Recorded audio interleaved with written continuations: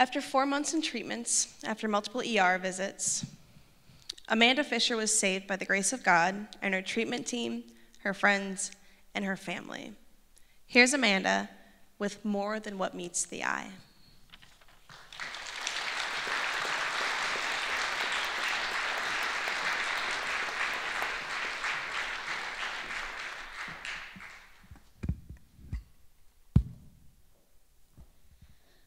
Imagine you wake up in the morning, and the first thing isn't all the exciting things you have to do in your day, but rather that it's another day.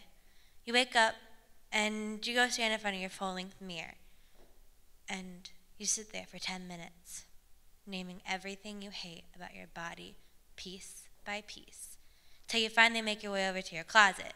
You look, sadly, still the same old, same old.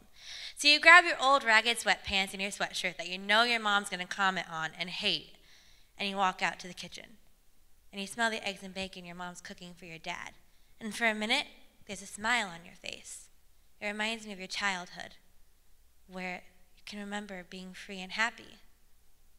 And then the smile fades. You remember all the calories and all the fat behind the food you're smelling. Till you walk over to the kitchen, and your mom gives you that look. Don't cast go or collect 200. So you grab a yogurt to please her out of the fridge. And you eat it slowly. It takes 20 minutes to eat the thing before you walk into your room with your head down. A lot of people, the kitchen seems like a normal place of happiness, where you cook with your grandparents. But for a lot of people, it's a battlefield. A lot of people with eating disorders, that is their battlefield. I was 18 when I was diagnosed, 2 weeks before graduation, but I have been suffering since I was 12. It seemed normal. I was bullied when I was 12 by someone I thought I was a friend, until everyone I knew in my friend group turned against me. And at 12, this seems like a big thing. So I stayed home for 2 months, pretending to be sick, staying home from school, going to multiple visits to specialists and doctors all over the state, spending thousands of money in medicine, trying to figure out something that wasn't even wrong. Once I finally felt my family had had enough of dealing with me, I pretended to get better and suffered in silence until I was 18, pretending everything was all right.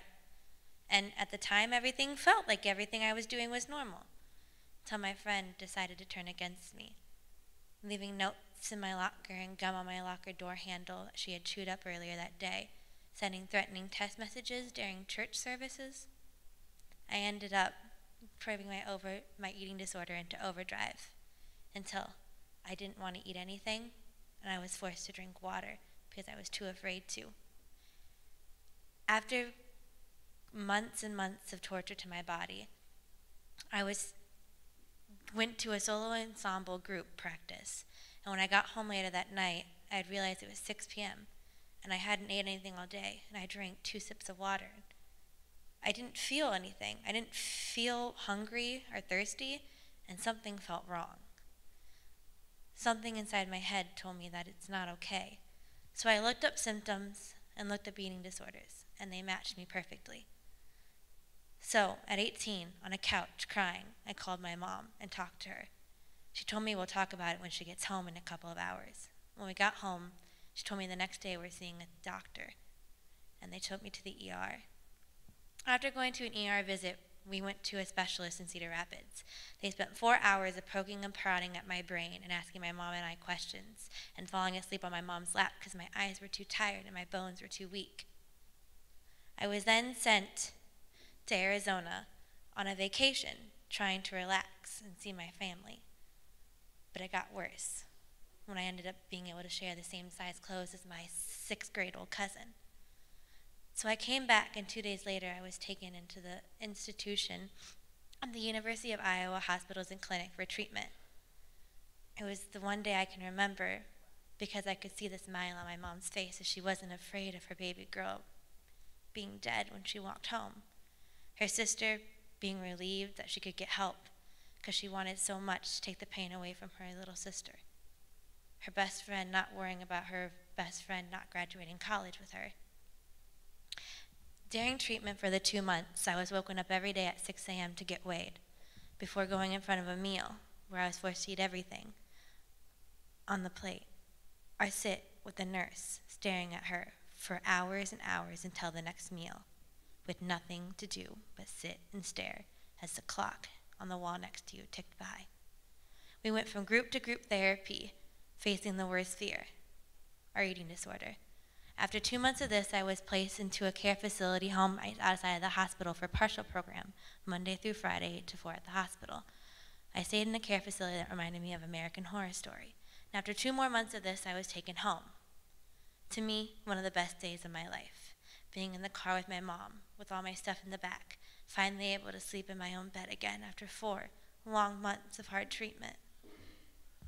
I now live at Dubuque, going to the University of Dubuque for children's therapy.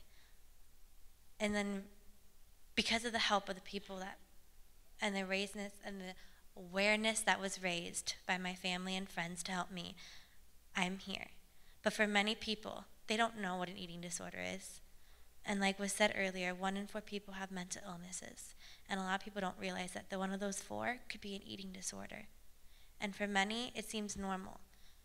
Exercising hours and hours on end, day after day, throwing up the 2 calories of food you eat every day seems like a great way to go because it makes you feel alive when you're killing yourself slowly, trying to get accept when it's not really what you need. So raise awareness, because these things are issues. And without them, I wouldn't be here today. Thank you.